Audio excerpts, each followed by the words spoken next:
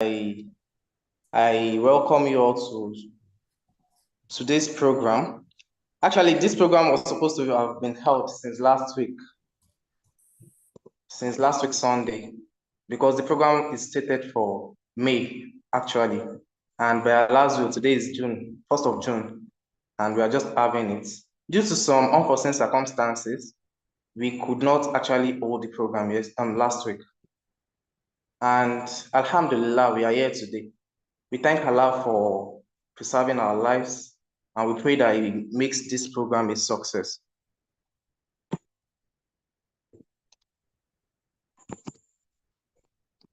Now, without much ado, we have our speaker here, right?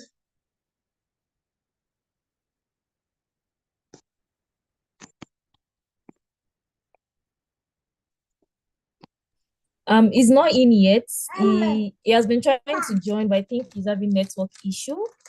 So but he'll be with us in a few minutes because he tried joining in before. Okay, he's trying to join again.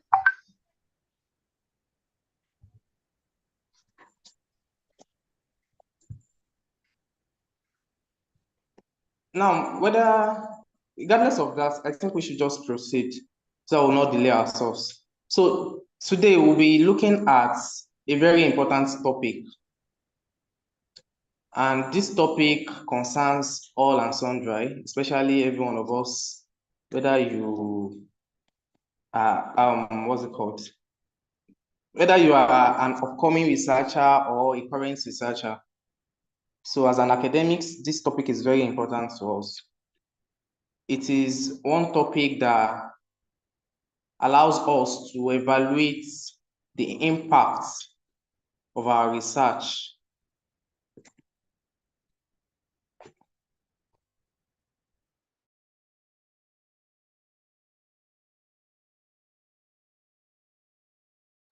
So I'm trying to connect my audio, my video actually, but then I don't think it's working. So the topic allows us to, okay.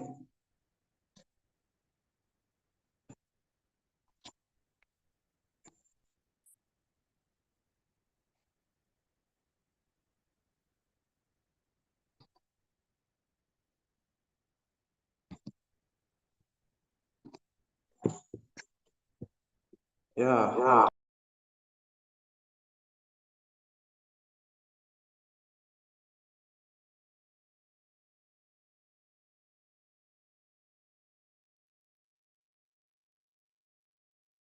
Now, can we all see me now? Yes. Yeah, alhamdulillah. So I joined via my phone before, so I tried to reconnect with my laptop, and alhamdulillah, we are on track now. So I was saying that the topics allows us to evaluate the impact of our research. And we all know that research in academics is a very important concept, because with it, academics are able to evaluate how effective or how well someone is faring in the academic world. And it goes beyond just having your paper published. It goes beyond just having your paper published. It extends to the fact that the papers, the research you're actually carrying out, they are of value. We don't just want to see that you've actually done something. We want to see the impact of what you've done. So the topic this evening is going to help us to see and to effectively evaluate the impact of our research. And the topic, bibliometric research impacts. Bibliometric research, sorry.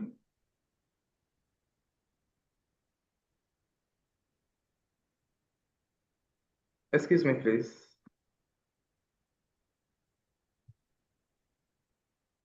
Yeah, alhamdulillah. So using bibliometric research to evaluate the research impacts. Using bibliometric research to evaluate research impacts. So we would expect our lecturer, our speaker, all the way from Lagos State University to help us to evaluate how we can make use of data from publications like journal, article, and all, and to use them to measure how impactful our research are, how our research is being shared, how they are being cited, and how they influence the future work, the future of work also. So for someone to have carried out a research, we use some data to evaluate how impactful the research has actually been. And one of the data we use is citation analysis. How well has it been cited? We also use impact factor, and we also use H index and the likes. So I will not want to bore you with many of the terms before our speaker actually explain them in total. I hope after the engagements, we'll be able to understand many of these terms very well. So, but just as an icebreaker, I want to put a question to us. Do we think that being published in a high impact or high ranked journal, do we think it means our research is influential? Does being published in a high impact journal means the research is actually influential? I want an answer to that.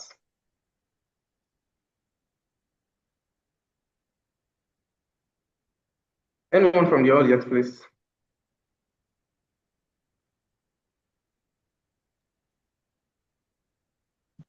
Hello, sir. Now, welcome. This is Adil from Allah University of York. Okay, sir. My own question is that how actually do we identify high impact journal? Sorry? High impact journal. How do we identify them? Yeah. Okay, the question has actually been noted. We'll attend to the questions later. I have put forward a question. So for now, I expect an answer. But probably at the end of the session, we'll be able to attend to your question. I've noted it.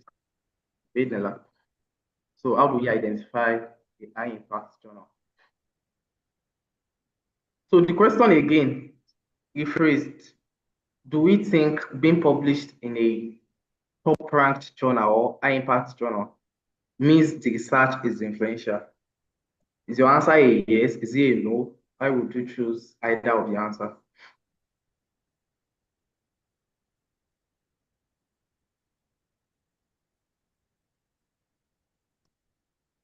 If you are not responding, that means you are not ready for tonight's engagement though. Should I call names?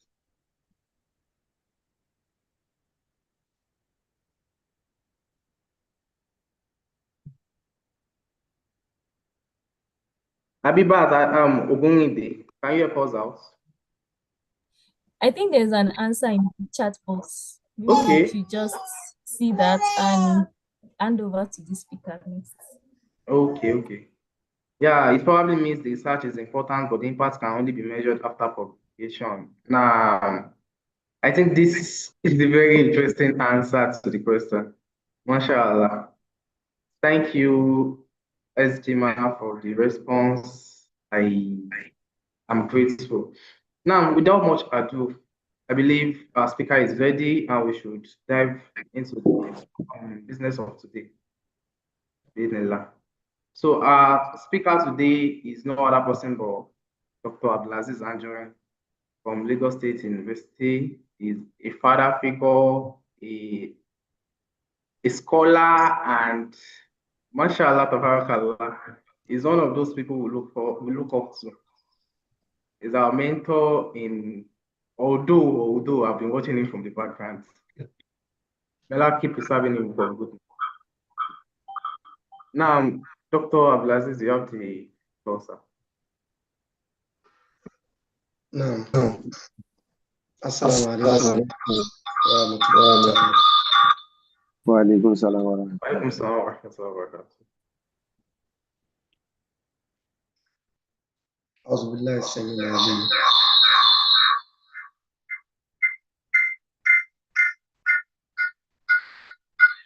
Bismillahirrahmanirrahim. So I have to exit one of the systems because of the echo. So I must thank the moderator and of course my dear sister who invited me to be part of this call. So to be on the safe side.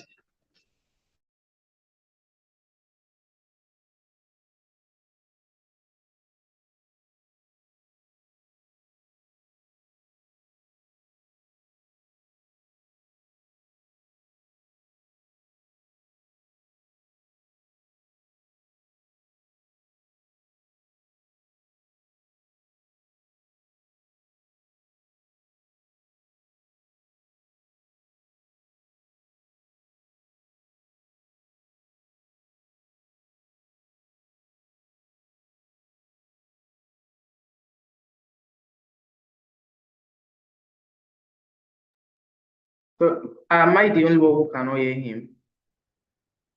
I can't hear. I think it's his network. Doctor. Okay, he has gone now. I think he's trying to log in back.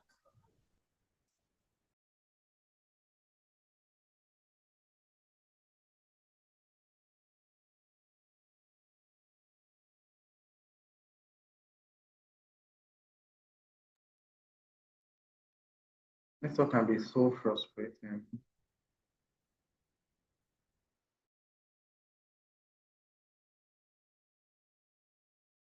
He's already logging in back. He's joining. So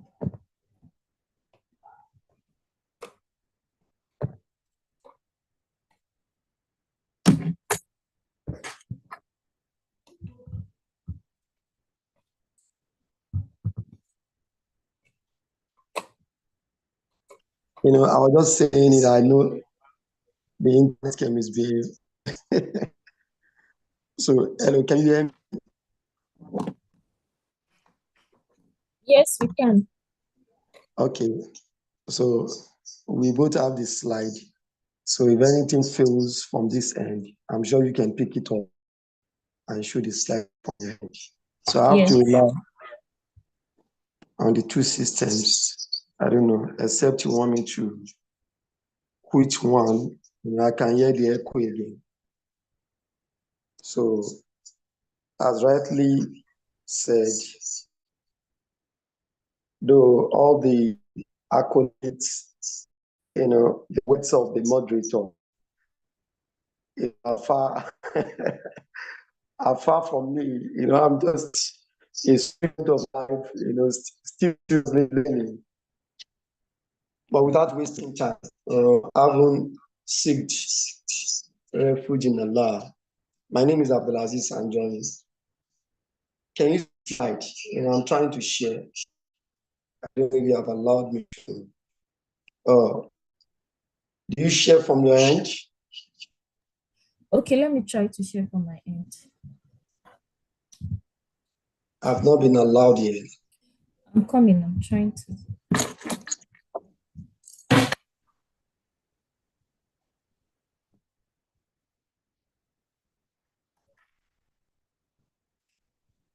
Please try to share now, sir.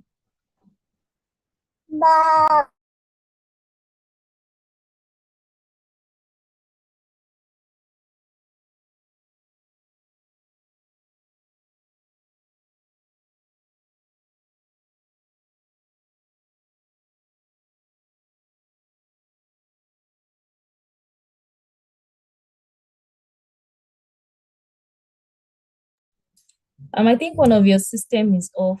It's only one of them that is on. He has been trying to talk, but then something the voice is coming off.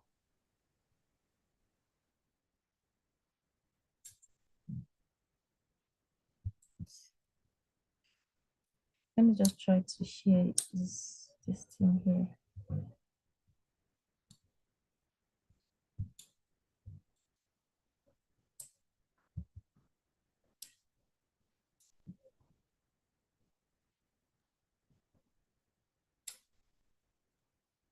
We are good, I think. I'm sharing from my side because he Yeah, sent I can the see it. slide to me. They're still waiting for him to. Okay. Okay, can you put it on presentation mode? Okay.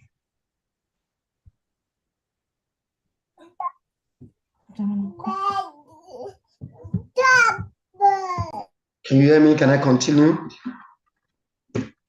Yes, please. We can hear you.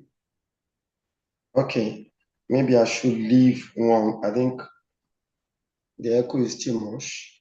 Okay, so I have to quit and be out of one so that you can hear me very clearly. So this should be fine now. No, inshallah. So alhamdulillah, so the title to be addressed is using bibliometric research to evaluate research impact. And I wanted to take off the tautology of research there, but I decided to obey the last order, and that's the title of the organizers. And like we all know, we are in the Muslims in research and academics. That's the mirror monthly discussion event. I've said it. My name is Abdul-azeez Anjorin is my father's name. I currently lecture at the Lagos State University. I'm into medical virology. I also work on infectious diseases. It means apart from viruses, I work on bacteria and some others. And majorly, I specialize on respiratory tract viruses. Though now we are trying to expand our horizon in working on Lassa and other viral hemorrhagic fever viruses. I also lecture at the Lagos University Africa Center of Excellence for innovative and transformative STEM education. So next slide, please. I wasn't given time. For how long am I, discussing?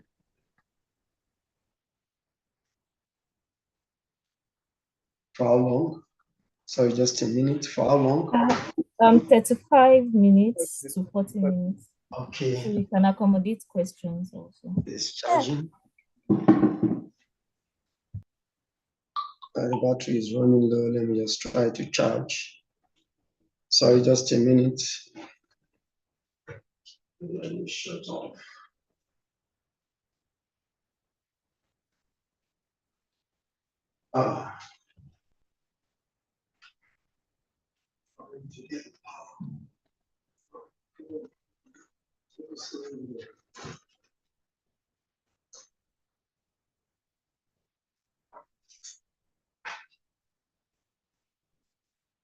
I didn't know the power was not on, so I'm trying to get the system on, powered, so that it doesn't go off.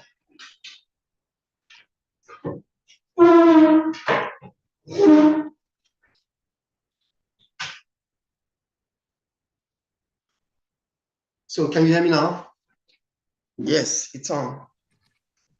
Yes. So we can read more about the biography afterwards. But I currently serve as the president of the Lagos University Muslim Alumni, and of course, the secretary to the BOT, that is the Board of Trustees. So next slide, please. So we have the content before us. I'll be introducing you to the title. We'll talk about metrics, the origin or etymology of words, the proper definition for bibliometrics. Why do we need to talk about that? The methods involved, the classical cases, what do we do at all levels? What do we do, citing instances, the Nigerian Young Academy, the Nigerian Academy of Science, the Lagos State University, the South Africa experience, and of course, at a global level. We do a summary, conclude afterwards, and lead to acknowledgement. Next. So bibliometrics, of course, from metrics itself, that simply means, or technically we can say, a system of measurements. We need to evaluate what we do. We need to evaluate ourselves. That's a lesson that we all know. As faithful individuals, we need to evaluate ourselves before our Creator, will eventually evaluate all of us. I wouldn't want to go into that. The scholars are here and they know better, about that. But for us, it is a system of measurement, talking about metrics. Then what do we say about bibliometrics? It is a method for analyzing publications, especially scholarly publications. We can talk about books, we can talk about journal articles, we can talk about conference proceedings, and several others, using two key parameters: statistical and, of course, the mathematical techniques. It doesn't mean there are no other techniques. Why do we need to do that? We want to understand their impact. We want to know the level of the research. I listened to the master of ceremony or the moderator saying, why do we need to do quality research? Hello, can you still hear me? Am I audible? Yes, sir. Yes, sir. We can still hear you, sir. Oh, great, great. Oh, thank you. No, go back to that. Go back to, I've not finished that. Okay, so what is research itself? For every topic, we are giving as scholars, we are expected to break them down. So I'm trying to take us into the rudiments. We have the metrics, we've talked about the bibliometrics, and of course, research. Research simply means systematic and careful investigation into any issue. It can be a topic, it can be a case study, it can be a systematic review and what have you. So we want to do a research. It means we want to systematically and carefully carry out an investigation on whatever we intend to do. The research impact itself, according to the University of York, it simply means, if you go to the sites of the University of York, you see exactly what I'm trying to say. The effects beyond academia, that any activities, or any activity at all that we are trying to engage in, how far it can reach, not just within the four walls of the university or of our institute, but beyond, the academia, beyond our research institute. You will see more about that, afterwards. For instance, can our research, can it touch lives? Does it impact on the economy? Can it affect the culture, the lives, the way of lives of the people in our community, in our society? So research impact goes beyond, we have to publish for promotion, we have to publish for our university, but rather the impact must be felt within the economy. It must be felt within the community. People, ordinary people on the street, must be able to feel the impact of our research. And that's when, the research is said to be having impact. So let's go, next slide, please.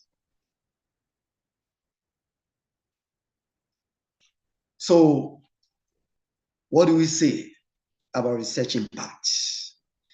Research impact should factor the SDGs. We all know that.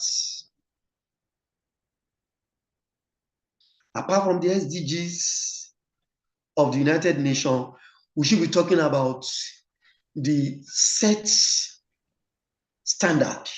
I'm just using one of the cases, by the University of York. The University of York on their website, reads, or they stated as follows: The impact of any research must include the following: policy influence, and of course change, cultural and social impacts, environmental impact, impact on health and well-being, technological developments, economical impact. I've talked about that before now. The legal impact, the educational, factor. We can keep saying all of this. It means research impact must go a long way to touch a lot of things, including touching lives of people, on the ordinary, street, like I've, earlier opined. Next slide.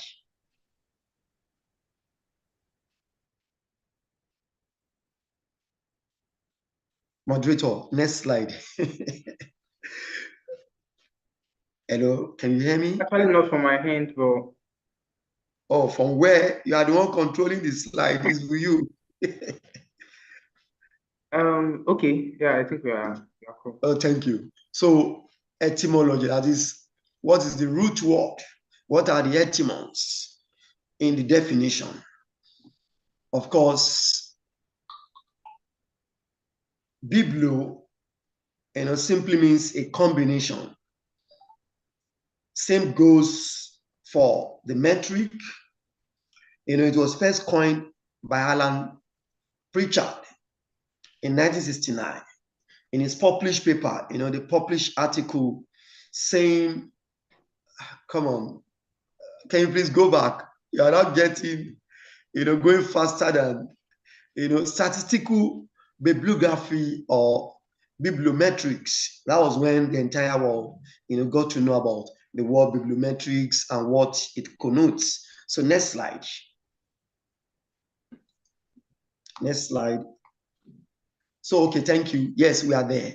Bibliometric research uses statistical analysis, I've talked about that before now, of scholarly publications and citations to measure and evaluate research output. It means we know what we should be looking out for as the impact of any research. Now, we need to measure the impact of any research, and that takes us to bibliometrics. Using statistical analysis on what? On our scholarly publications, taking into consideration our citations. It provides the quantitative indicators of research activity, the impact and collaboration, aiding in assessing researchers. It can also assess different institutions. It is used in ranking. Harvard, Cambridge, MIT, we can keep mentioning Stanford's, and you always find those universities coming first in the world because we use bibliometric research in measuring institutions. Same goes for journals. New England Journal of Medicine, Nature, journals are always ranked as the best based on the output of their bibliometrics. We also use it in ranking countries. So it means not just researchers, not just institutions, and not just journals, but rather countries can also be evaluated. In recent time, we've been talking about United States of America, we've been talking about China, we've been talking about Netherlands, Germany, topping the countries across the world, where research and the impact of research are greatly felt across the world. These indicators can be used for various purposes, including performance evaluation, ranking, and of course, decision making.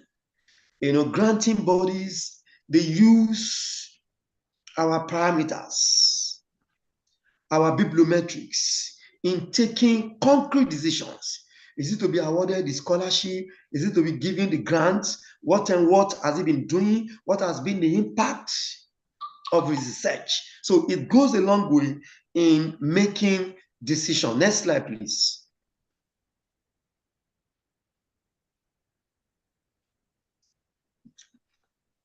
Next slide, moderator. We are here, sir. I can do without you. I have a backup. We are here, sir. Okay, thank you. So we are moving. So how bibliometrics, how it works or how they work, if we talk about their plural. One, data collection. Bibliometric analysis rather relies on collecting data from various sources, including academic publications, citation databases, the Web of Science, the Scopus, the Google Scholar, and several, others. And recently, across the world, the patent data have been incorporated. Next slide.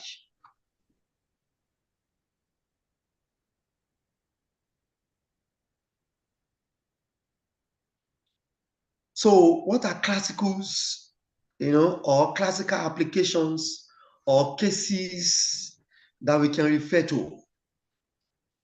The first one I want to talk about is all levels.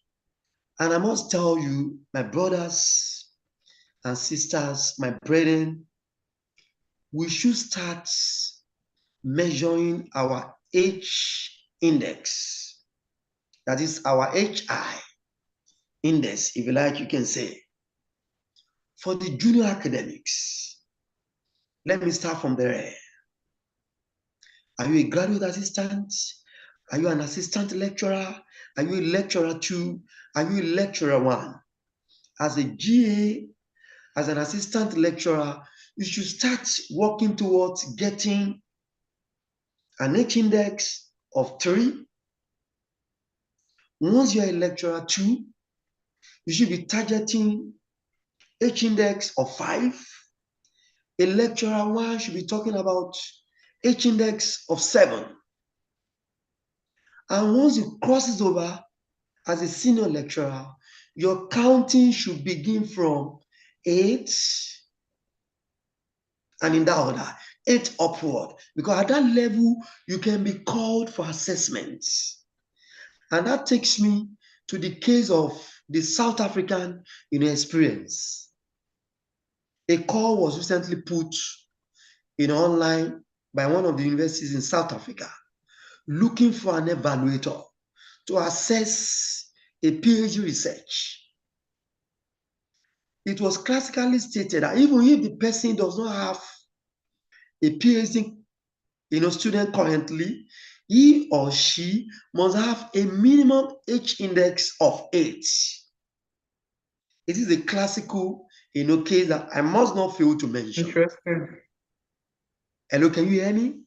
Yes, sir. So for a senior lecturer, for you to be reckoned with at international level, you must put that indicator as 8, going by the standard of Africa. And that is citing a case, a recent application of a South African university.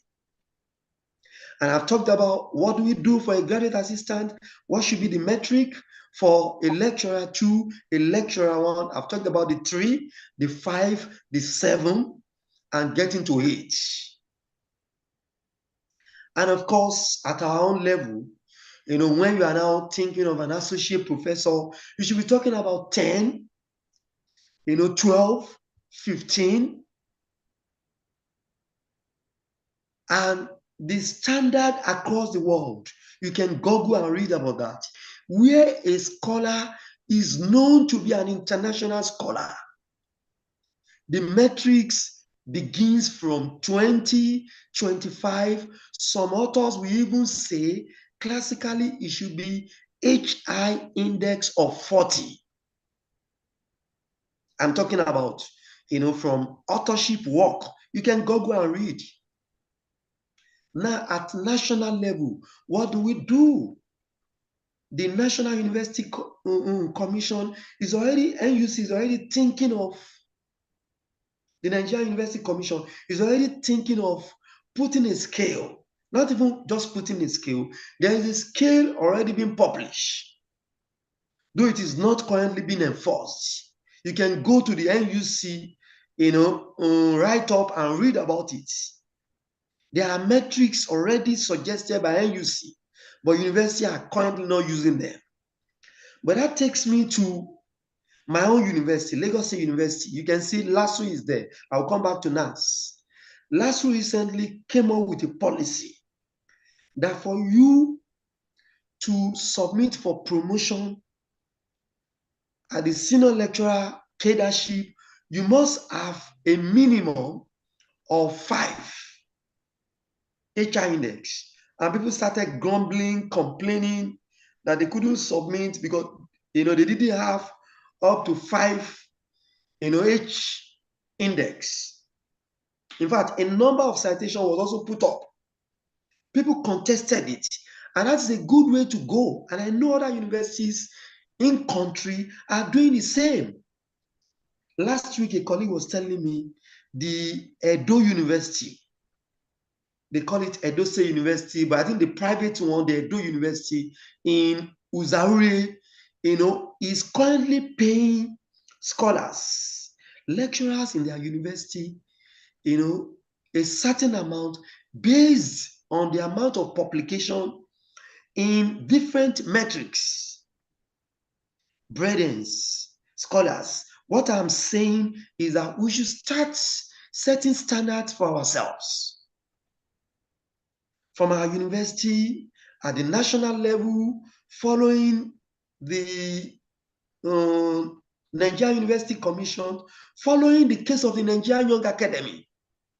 I currently serve as the General Secretary of NYA, and in NYA, we go for the best of scholars in the country.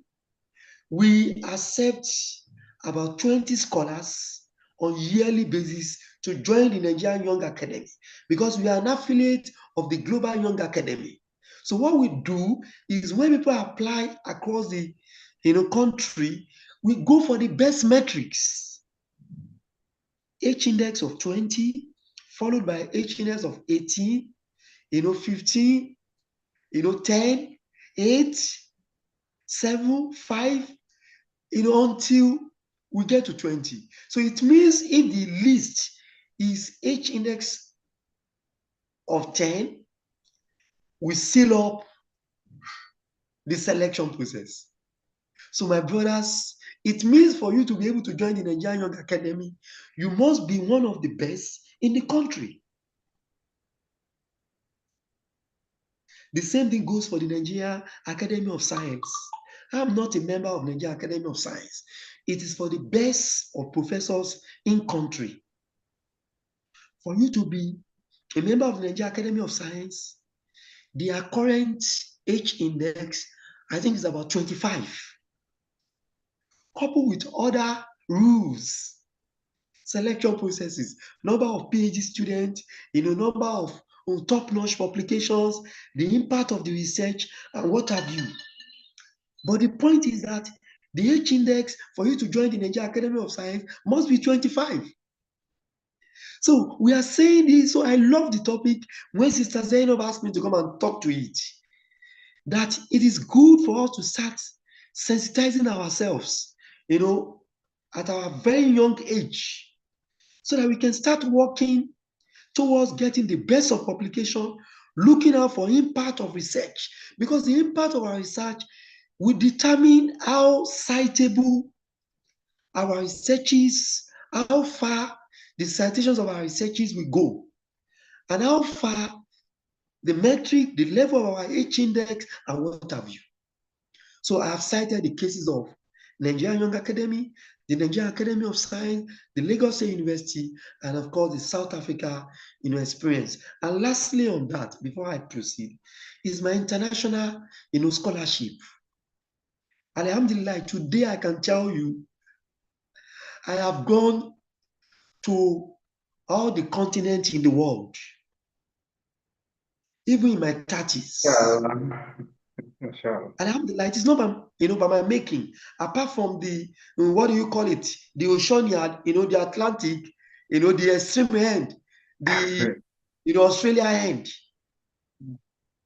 the Middle East, Europe, America, mention it.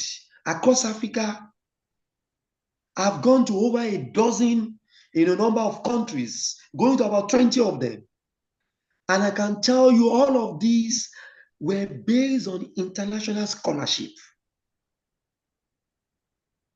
In fact, the greatest of all was my trip to the University of Chicago, to University of Texas, University of Maryland School of Medicine, and several others. All of these were based on metrics.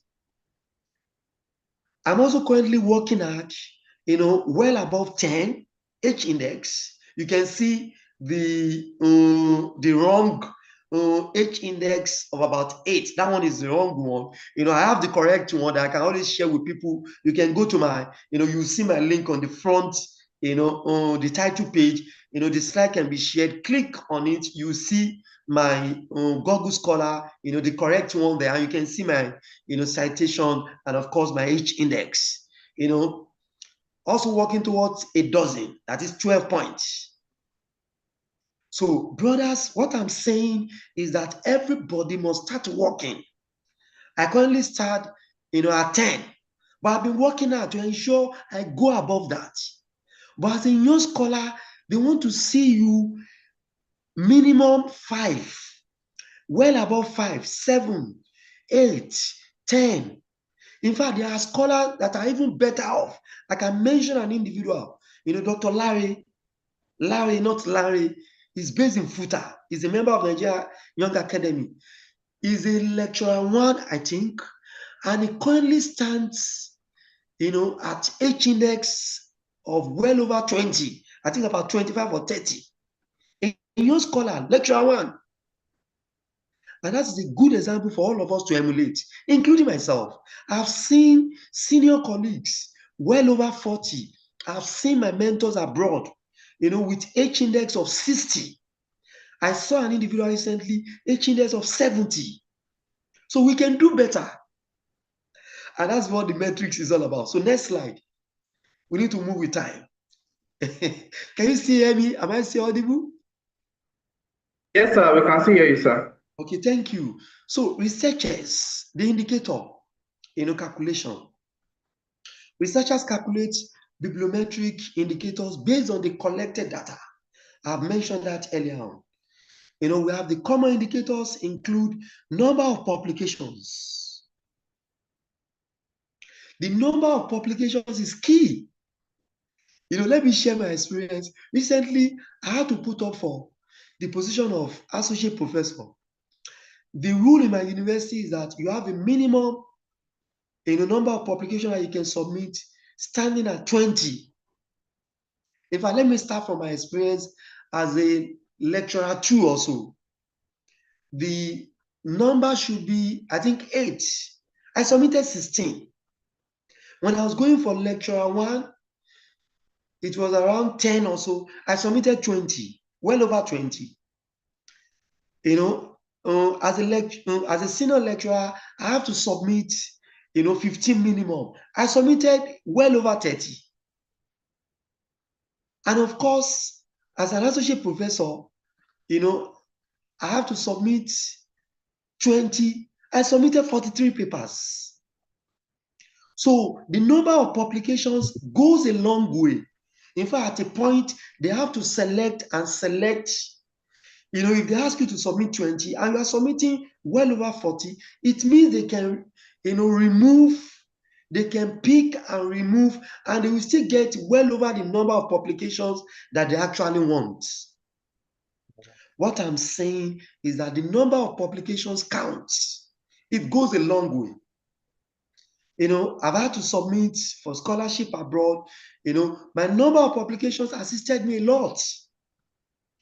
You see, my trip to Singapore, my trip, in India, the invitation by the Saudi Arabian, government, the Ministry of Health, I can keep mentioning, to University of Maryland, United States of America. All of these were based on the number of publications and, of course, citations for my level and the H index. So your number of publications goes a long way. And how do you achieve that? You have to start writing. Yes, I need to state this rule. In knowing whether you are a true scholar, you have to collaborate. But you must be able to do one or two self-study. I mean, a literature review. You should be able to write in your area a narrative review showing your expertise with your name as a single author, and that buries it and seals it that you are a scholar in that area. This is an experience that I learned from professors, from scholars, and today I've been able to do that. And that self-publication, attracted well over 200, citations as we speak, with only my name on it. So scholars, brothers, brethren, we need to be able to write in our field a narrative summarizing our activities, showing our expertise, and that will go a long way to show, apart from the fact that we have been collaborating, people collaborate. But sometimes the collaboration can be a measure of you partnering with others.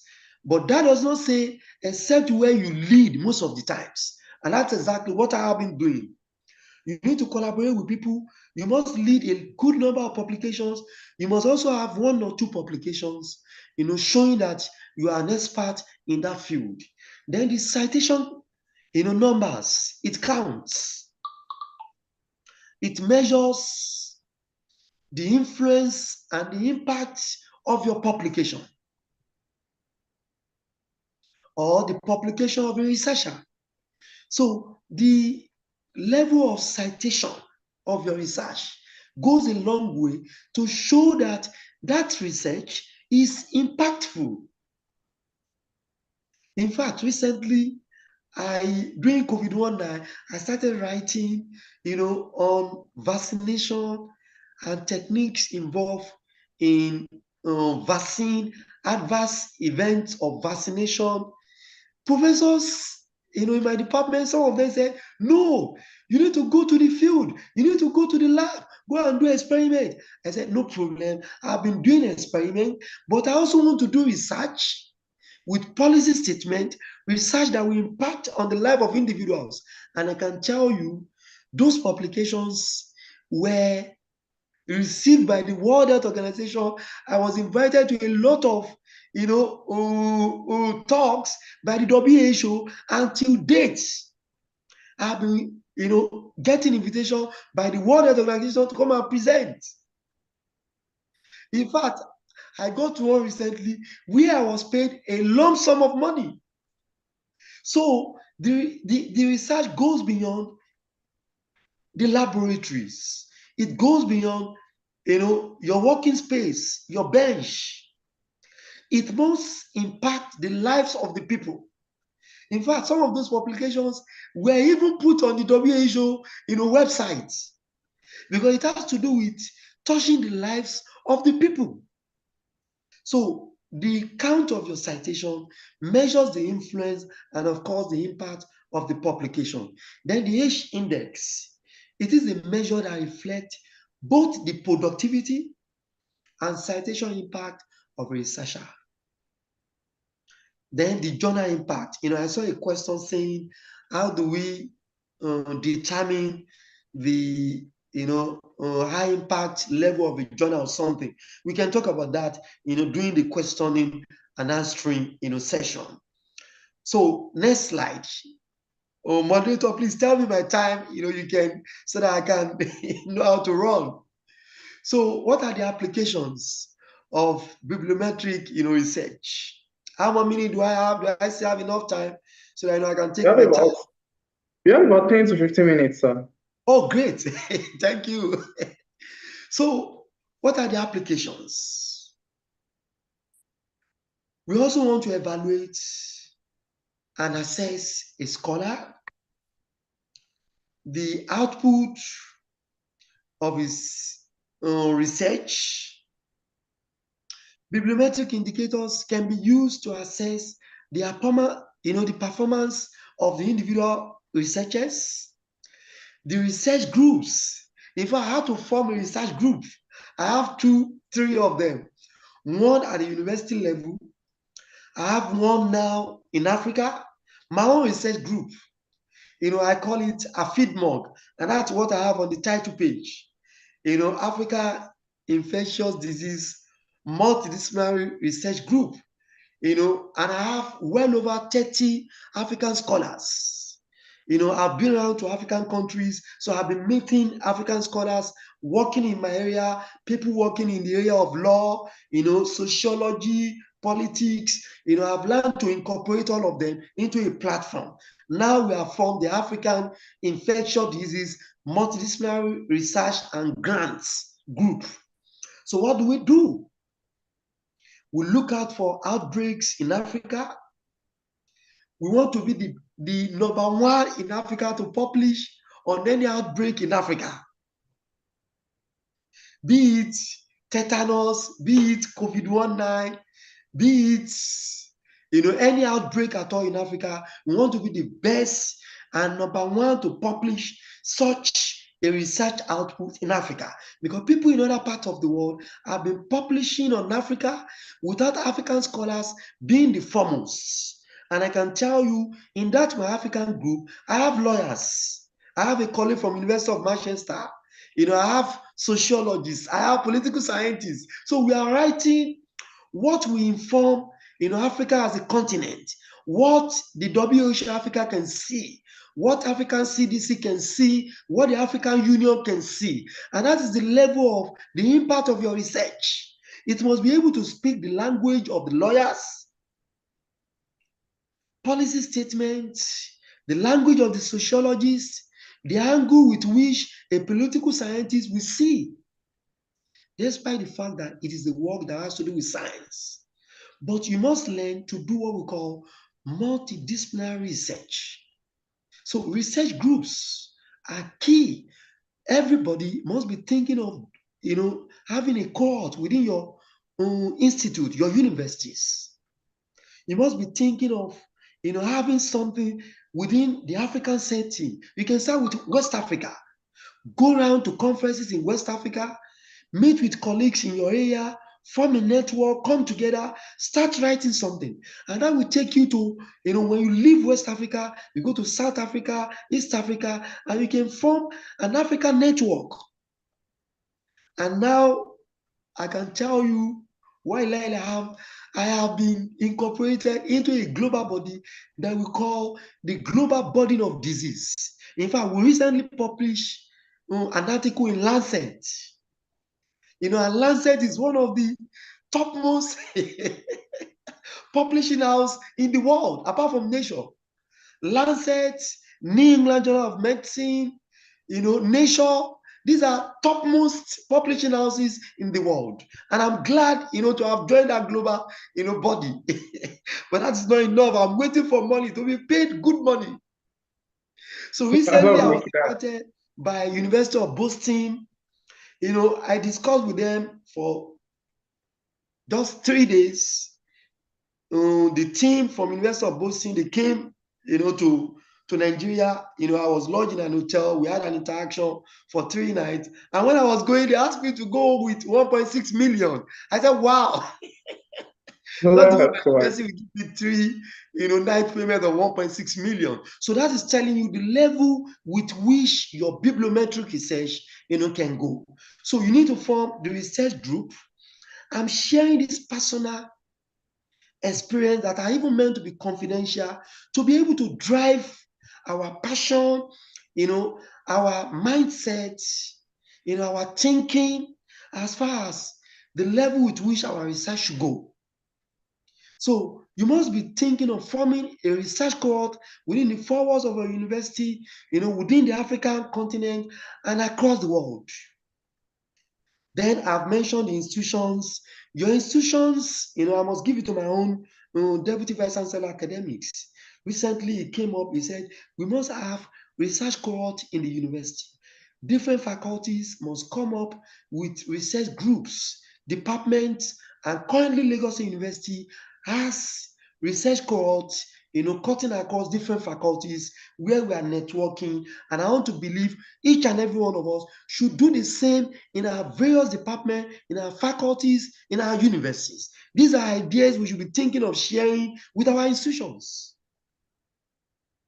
Even it measures the performance of your entire research fields.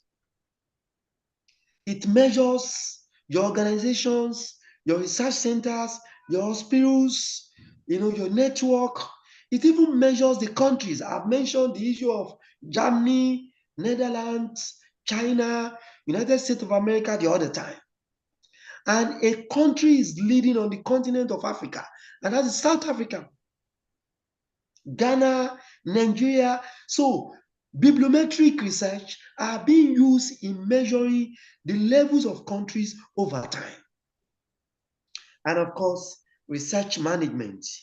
Bibliometric can also assist in measuring resource allocation to countries, to setting research priorities, and making informed decisions, including funding that I've talked about the other time.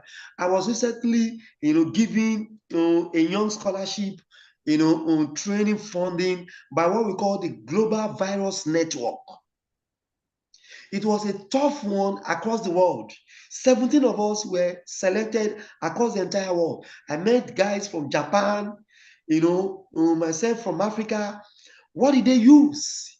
It was our bibliometric. They told us to our faces that they use, our CV, what we have been doing. They were looking for young scholars, of course, so, they have to measure within our level. People from low and middle income countries, even from high, income countries, including Japan, and I meant, one of those guys. So it means they use that in giving funds. We were giving full sponsorship. They use the level of your bibliometric in, saying this is a certain amount of money they can give to you, and it shows your bibliometric will go a long way in determining the level of funding you can receive. I can also keep talking about funding that I've received, either for research or for traveling or for support or for personal, upkeep. Next slide.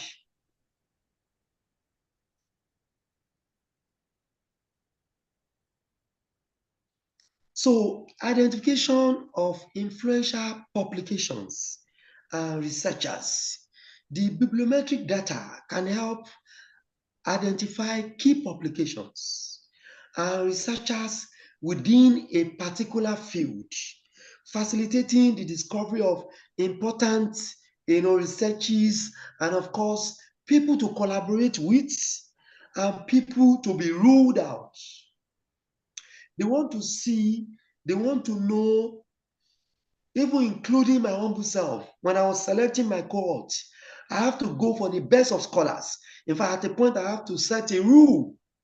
You must have a minimum of 7 H index, a minimum of 8 H index, a minimum of 5, cutting across different disciplines. It means, as scholars, we must be very much concerned about our citation index, because that will go a long way in collaborators, selecting who and who to be invited and who never to be invited. So we need to work on that. And in doing that, it means we must be careful in incorporating in each of our write-up the history of our write-up, the title of discourse. People usually look for, when was this issue first discussed? If that's part of your write-up, people are likely to cite it. What are the predisposing factors? What are the problems associating with that research? You need to go to the nitty-gritty. What meaningful discovery have you been able to, found out, and how are you be able to connect it to people within the, community? What government impacts? What policy statement are you suggesting? at the local level, at the national level, and across the region, within your continent, at the continental level, and of course, across the world. What SDG, point are you writing on? Be it from the angle of law, in political science, in medicine, in geography, in oil and gas, and what have you. What SDG, United Nations SDG point are you writing on? You must be able to relate the point, a particular point of SDG you intend to address as far as your research is concerned. And that will go a long way to make international organizations to be able to connect, all the dots. Again, the bibliometric application has to do with tracking research trends. The analysis can view emerging research areas. What are the topical issues, the popular topics, the changes in research focus in your areas? That will determine how likely your papers are going to be cited, and of course the measure or the application of your research output. Another one is policy and decision making. I've mentioned it. Bibliometric indicators can inform policy. Is it my time? Please tell me more about my time. How many more minutes? Yes, sir. You should start rounding up now. Okay. So we can talk about policy and decision making. So it is an indicator. It can inform policy decisions related to research funding, the infrastructural development, and of course, education. Next slide. So that I can go to the conclusion. Yes, this is not the right acknowledgement. I've been trying to incorporate, some of them, but of course, time will never allow me. In concluding, I should be able to say bibliometric and the measurement goes a long way in evaluating us, in measuring our research output, in defining us as young scholars, as academics, as renowned scholars. How do I mean? It starts from the scratch. What research are we working on?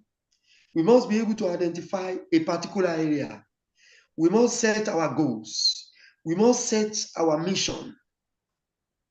We must have our plans.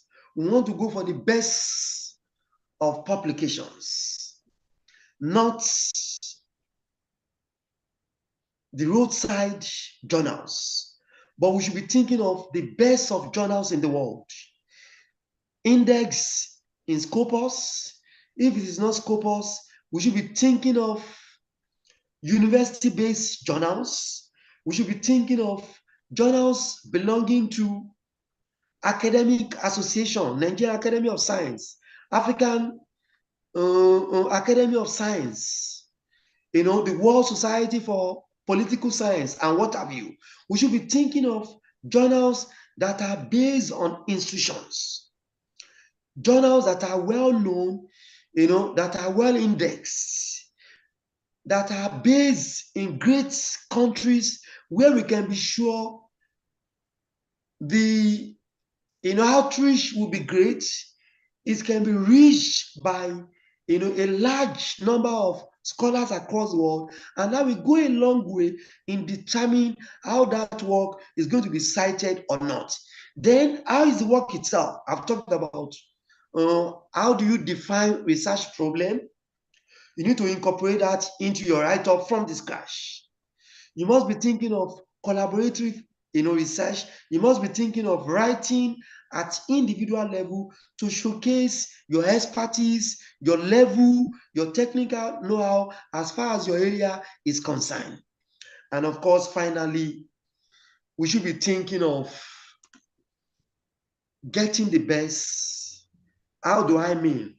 whatever we are writing upon must touch lives, must be researched with in-depth understanding of the challenges of the people at the communal level. And once it is a research that is based on challenges within the community, it is likely to yield a great result, and the results will determine who and who among the journals, the editors that will be willing to accept such a well and in-depth research for publication. And once it is once it is published in a good, publishing, output or indexing journal, we can be sure it will be properly cited. And once that is done, we can be, rest assured we are, reaching out to the world. The bibliometric, research output will go a long way. The index level, will be rising, and we can be sure, will be well known. Thank you. I must appreciate you. Finally, to mirror again, INSA Africa, they gave me a training recently, a 6-month fellowship, my university, and of course, the organizing committee within MIRA itself. I thank you. I want to say to all of you, Jazakumullah khairan, appreciating you for your time and for listening. Over to you. Thank you. Now, Jazakumullah khairan, sir. Thank you so much for a job well done. This is a very insightful and thought-provoking presentation, I must say. Wallahi, you've assisted every one of us to better understand how bibliometric research isn't just about numbers, but about meaningfully tracking and communicating the impact of our work as researchers. So we have learned how to interpret citation data, how to use them to evaluate the impact of our work, the impact this work have on decision making, on the society, on the economy, and even on different other aspects of our lives. So thank you so much for your explanation. And I believe I speak for everyone here when I say that this session has not only demystified bibliometrics, but it has equipped us with what's it called? With strategies on how we can use them right. So thank you generously for sharing your time and expertise. Jazakumullah khairan. May Allah reward you abundantly. And wallahi, I must acknowledge all those all the impacts that you have actually made and the reward that started coming in. I believe wallahi, this is just the very beginning, bi'idhnillah. So thank you once again, sir. Jazakumullah khair. We have some questions already noted down. I would not want us to waste much time. So the first question that we got from the very first audience that asked the question was, how do we identify high impact journals? How do we identify high impact journals? And I would want us to incorporate another question to that, which asks for your advice on how to use other citation databases, such as Scopus, to measure search impacts. Can we have that answered, or should I just state the remaining questions, sir? Okay, I don't know, it depends on you, but we can take them, one after the other. Or okay, let's have all of them. Scopus is one, I've noted that. So we can take others. Okay, sir. So the other question is, well, this one deals with how we actually can balance between quantity and quality in our research output. Just like you have mentioned, you said it is not just about teaching out or publishing. How do we balance between quality and quantity? Is that noted, sir? Yes. Well noted. Okay. I'm sure you also noted. You take me back. So go ahead. Another one is okay, this one is a bit of a digression. How do members of the Nigerian Youth Academy have to be residents in Nigeria? So you mentioned that you are the general secretary, so I think that's the reason why this person is directing the question to you. The members of the NYA have to be residents in Nigeria. And okay, I think I've taken the questions that we have, but personally, I have some questions, but I'll just ask for a year for the other people to benefit also. But the remaining ones, I think I can see you behind the camera. So the question I will ask is how, okay, you said that if we want to establish a research group, we have to incorporate and ensure that we take in the very best by setting some standards and the likes. So now, how do we, upcoming researchers who are interested in learning, who wants to grow as much as we know that, of course, we have to be there, but then we are still here with little or nothing to show for it. How do we get the opportunity? You know, these standards are being set every single day, and we can be sure that we do not meet these requirements. So aren't we going to be left out totally? Or is there a way for us to be incorporated into researches and groups like that as well? Now, as we like saying, so quickly to take the points one after the other, I go with the simplest, So the residency in NY, you do not need to be resident in Nigeria before you can join the Nigerian Young Academy. We have what we call the affiliate members. So they are based across the world. And currently, the call just ended yesterday. So people apply from across the world. So we are now reviewing the applications, and in the next couple of weeks, because we go around the entire country, we are normally hosted by top-notch, in the country. The last year we are the Yobe State University, we were hosted by the Yobe State governor. This year we are going to Ahmadu Bello University in Zaria, and the call is already out. It's coming up in August, to be hosted by both the Kano State government and the Kaduna State government, and of course our senior academies, the Nigerian Academy of Letters, Nigerian Academy of Science, Nigerian Academy of Education, and the rest of them, because we cut across all disciplines. So in short, the membership, you don't need to be a resident in country. You can be anywhere in the world and apply to join the Nigerian Academy, the Nigerian Young Academy. Then number two, the Scopus. Now, how do we use Scopus to measure our research output? Yes, very simple.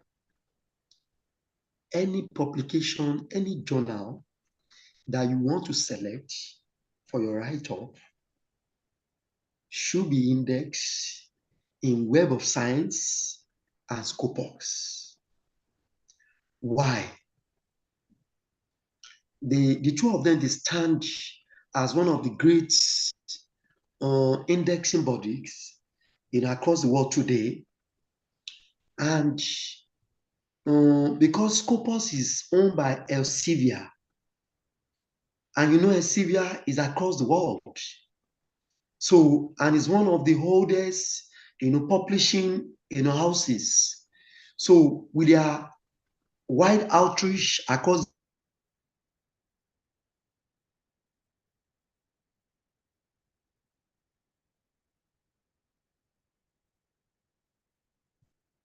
so the population put together, in fact, if you have any of your publication in any of those,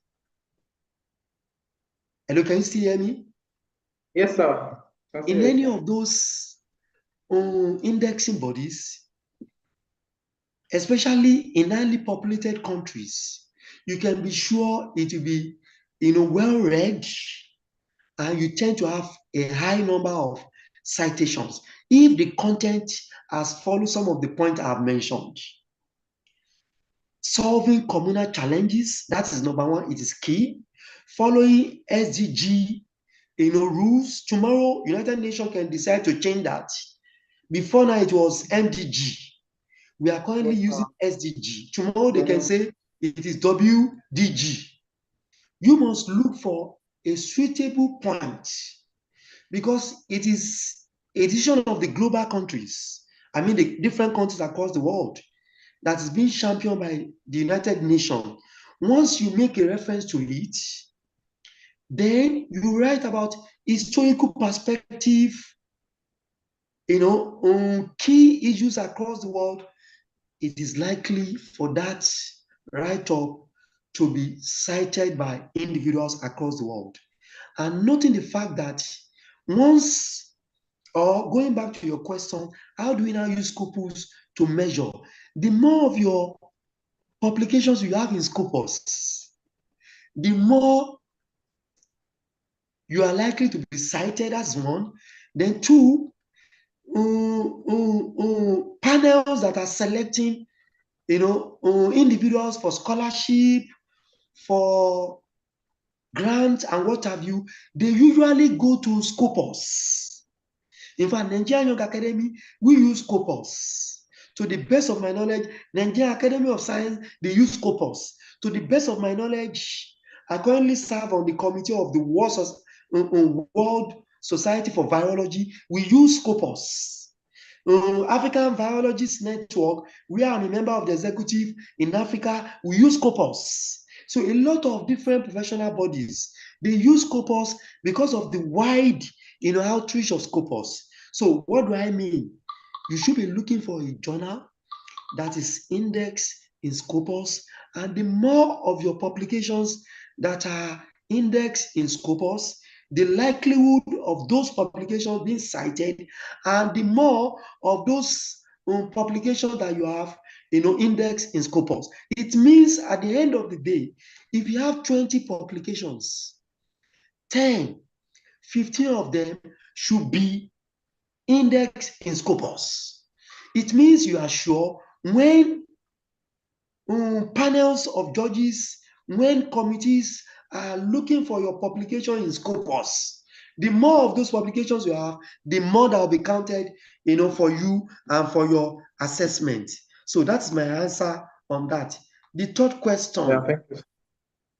Let me go back to my note. The third one has to do with quantity and quality. That how do we balance? Yes, we must indeed go with the two. The balance is, as you are looking for quality, you must be looking for quantity. It means you must be ready to work very hard. If you say you are looking for quality and the numbers are not enough, yes, at the international community, you can be fine. For your postdoc, the maximum is usually between 3 and 5. You'll be fine. For a PhD student, 1 or 2 will be fine for you. But let me tell you, is that what you use on the African continent? The answer is no. Is that what you use at the national level? The answer is no. You must be working at the national level, you must be working at the continental regional level, and you must be operating at the global level. As we speak, I have been able to fit into the national bodies. I serve as the General Secretary in Nigerian Young Academy. At the continental level, I serve as the support secretary for the African Virologists Network. At the global level, I serve on the training and committee, of the World Society for Virology. I've been able to infuse myself at the national, at the regional, continental level, and at the global level. So for every one of us who are young scholars here listening to me, you must be able to integrate yourself at the national level, at the regional level, continental level, and at the global level. Now, how do you do that? As you are looking for quality, you must also be working very hard and very fast Working hard, I mean, is working smart, not necessarily working hard. We call it now working smart. You are looking for quality. You are also collaborating for quantity.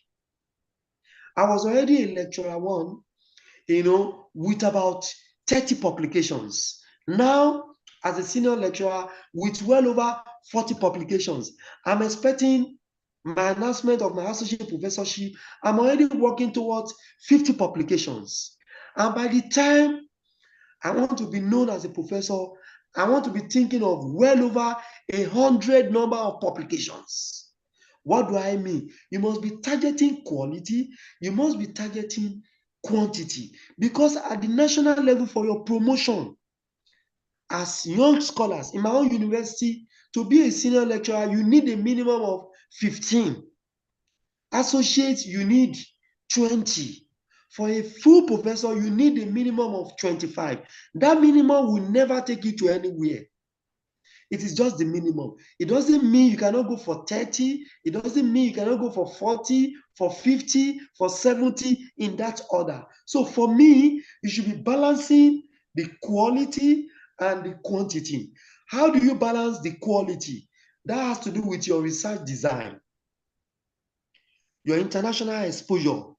Look for laboratory abroad, get equipment grants, purchase equipment for your own personal laboratory in your university. Where you do not have one, you should have a senior who is a member of the Alexander von Humboldt, the Afrinet, the WSV, several other global bodies in the world.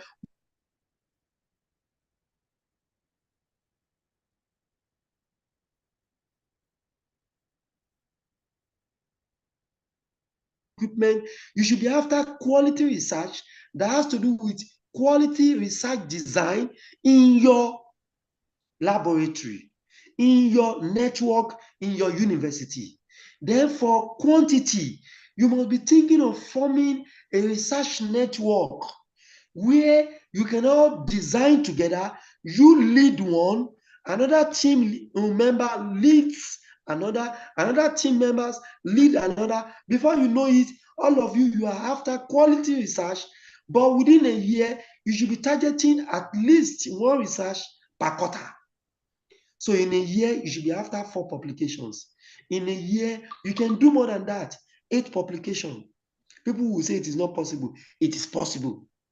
So minimum 1 per quarter, at worst 2-3 publications in a year.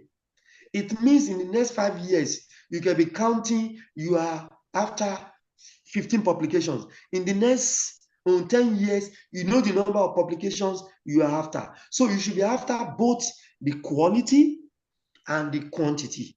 If I've answered that question, if they give me more time, I can still speak to them. So I go for the next question. The next question has to do with opportunity.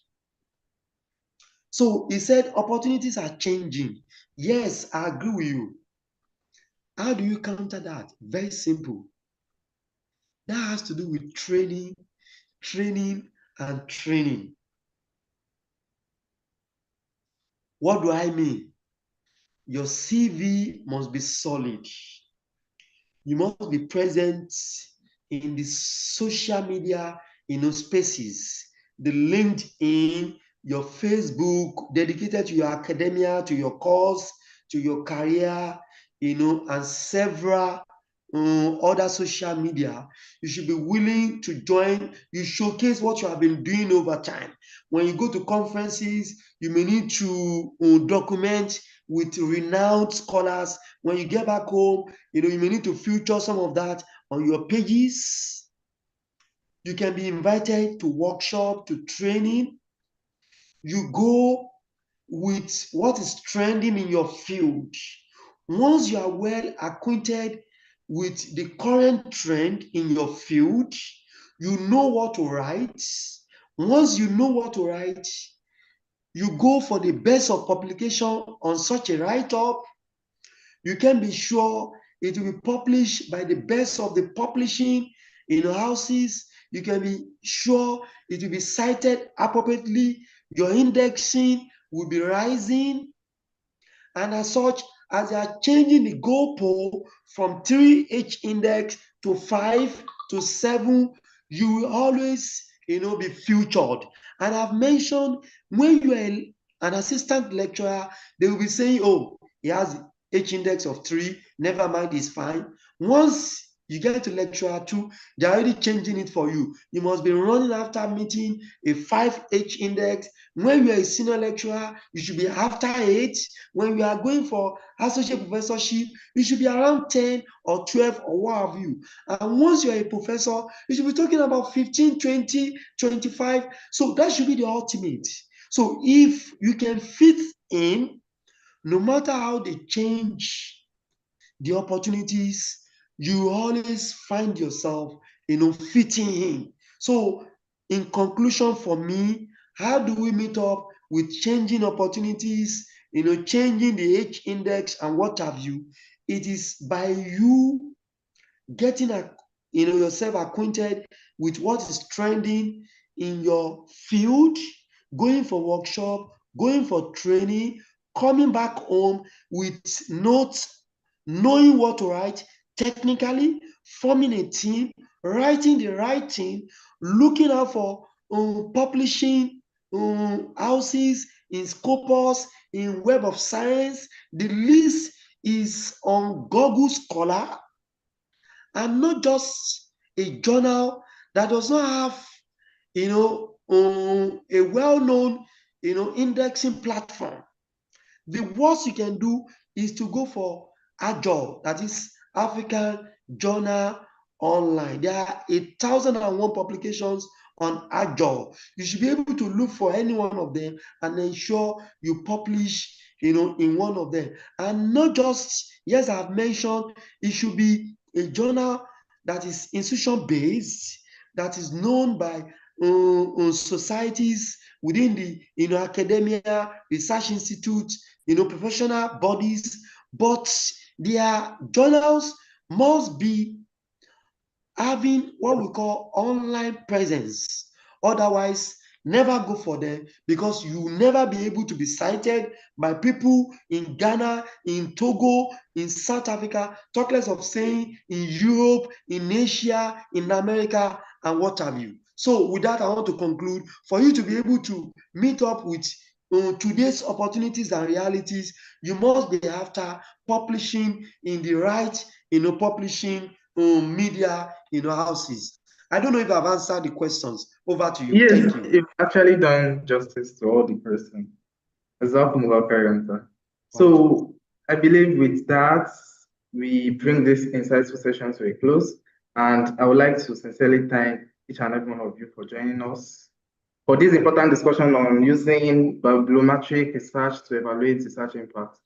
Yes, we've gained valuable understanding about how bibliometric tools can help us to not just measure research, but also to communicate the real value behind our research activities, especially in the area of visibility, relevance, and the likes. So we sincerely want to appreciate you once again, our dear speaker, Associate Professor, if you allow me, Abdul-azeez Anjorin, for breaking down this complex topic for us. So being the last one, Associate Professor soon, inshallah. So Inshallah. by way of introduction, my director of academic planning is there. Sheikh Lukman, I can see you there. Mashallah. Mashallah. Soon enough, the congratulatory message will start rolling in. Inshallah. So exactly. My name is Usman Idowu, and I am the moderator of today's session. And if possible, I would like to greatly appreciate the opportunity to connect with you, sir, after this session, probably via mail. Yes, I'm available on LinkedIn. I've shared my, what do we call it now? It's there on the title page. The slide is free to be shared with, participants, and I must sincerely apologize. I was going to insert graphics, figures and what have you, but the time we never. I've been flying from one point to another, She gave me, Sister Zainab, I must appreciate you. She gave me a short notice, and I couldn't complete the slide, but, I just have to manage. And so Even apologies, for that. Otherwise, it will have been much more, better than that. But I think we can share that already, and people can connect, using my link. There you will see my university website. You will see my Google Scholar, index, and several others with the singular one on the title page. So I must thank you once again for the opportunity. Over to you. Yes, I'm also available on LinkedIn, so you can connect with the LinkedIn link has been somebody has shared that already. Yes. Yes, So thank you so Jazakallah much. khairan, Dr. Anjorin. I really appreciate you for accepting this on a short notice, and also even after we changed the dates on a shorter notice. I really, really appreciate you, sir, and thank you very much for this very insightful lecture. I'm very sure everyone was glued to their seat listening attentively. Jazakallah khairan, sir. And to our wonderful audience too, thank you all once again for your attention and questions and contributions. We appreciate you. With that, I think we can officially conclude today's session. I'm going to share the presentation here, and I'm also going to send it to the WhatsApp group. So WhatsApp just in group, case, yes, I'll send it here also. So if you want to see it, you can just wait to receive it, and I would also share it in the WhatsApp group also. Yeah, and for those who are not on the group, you can drop your number so you'll be added. So I wish everybody, every one of us, continued success in our research and scholarly journey. Let's stay impactful and let's have a more impactful research output. Jazakumullahu khairan to you all. Assalamu alaikum wa rahmatullahi wa barakatuh. Wa alaikum assalam wa rahmatullahi wa barakatuh.